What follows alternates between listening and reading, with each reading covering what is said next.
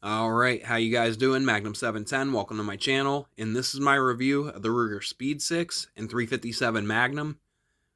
And since this is our first full video, I thought it was only fitting that it be on a Magnum revolver, considering the channel name. So, if you didn't know, the Speed 6 is a version of the Security 6, and the Security 6 and all the different versions are kind of a precursor to the GP100 and SP101. These came first.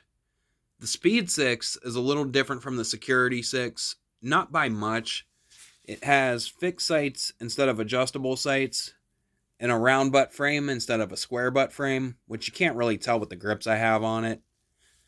So it's a little bit smaller, a little bit more concealable, not quite as big as the GP100, not quite as small as the SP101, so it's right in between. It's a medium frame, very similar to a K-frame Smith & Wesson.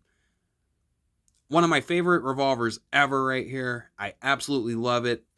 And it was exactly what I wanted. It fit the bill for me perfectly.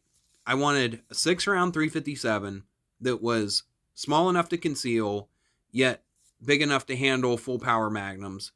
And I wanted a 3-inch barrel. And this was it right here. It has a 2 3/4 inch barrel. So close enough, pretty much a 3-inch. Chambered in 357, though they did make these in other calibers. Before we go any further, I just want to show you, it is unloaded. I take safety very seriously.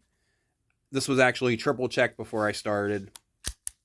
The action on this is just so smooth. One of the best double action triggers I've ever pulled. You can stage it if you want to, but it pulls through very smoothly. The single action is nice and crisp. Just absolutely great. I don't have a trigger pull gauge or anything like that, so I can't help you there, but it's definitely one of the better double action triggers I've pulled. And let me tell you something, these old Rugers are just tough as nails.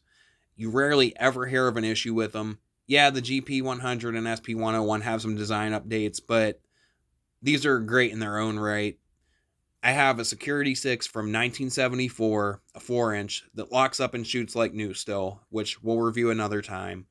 This one was made in 1985, and I carry it every day. I trust my life to it completely. I do have other guns that I carry, but this is the main one right here. And you can find these for decent prices if you shop around. If you're patient, you can find one that's a little bit worn, has some holster wear, and you can get these for very good prices. Prices are going up on them, so if you want a nice, pristine example, it's probably going to cost you about the same as a new GP100, maybe a little less. But they're very great guns, worth the money. Ruger does not service these anymore. They've been discontinued since 1988, so that's a small issue. But again, you rarely ever hear of an issue with one, and if you did have one, you could find parts on the internet, on eBay, Gunbroker. Most gunsmiths can and will work on these, so it's not that big of a deal. I mean, they're worth every penny. So you're probably wondering, why in the world of high capacity 9mm would I want to carry a 6-round revolver? And the truth is, I love the 357 Magnum. It is versatile in its own right, because you can use 38 special too. I mean, you can go from light target loads up to plus P defense loads, the lighter 357s, the heavy 357s that'll take out a bear. I mean, there's not too much you can't do with a good 357, and I think the medium frame 3-inch really adds to the versatility of it, because you can use this for concealed carry. You can use it for home defense. You can use it as a woods gun. I mean, there's really not too much you can't do with it.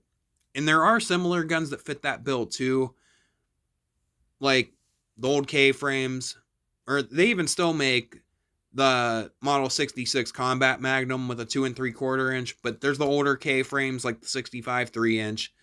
There's the 3-inch GP100, which with fixed sights and the compact grips, it's not too far off from the Speed 6. Maybe a little bit bigger, but it still fits the bill. There's the Rossi RP63. There's the Colt King Cobra and the Colt Viper, both in 3-inch. So there's some options out there, and I'm sure there's ones I'm forgetting too. But this one was it for me, and I call it the Combat Magnum. And when I say Combat Magnum, I know that's a Smith & Wesson thing, But to me, the definition of a combat magnum is a 6-round medium frame 3-inch 357.